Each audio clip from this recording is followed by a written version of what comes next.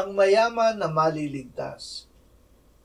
Sinabi ni Pedro kay Jesus, "Tingnan mo, iniwan namin ang lahat at sumunod kami sa iyo."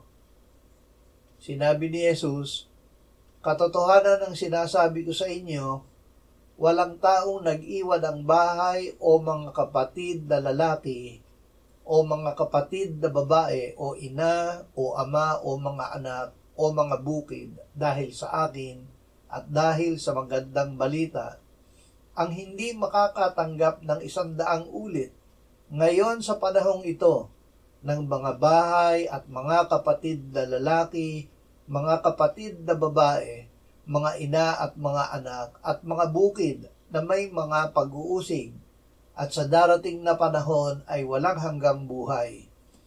Ngunit ang maraming nauuna ay mahuhuli at ang huli ay mauuna."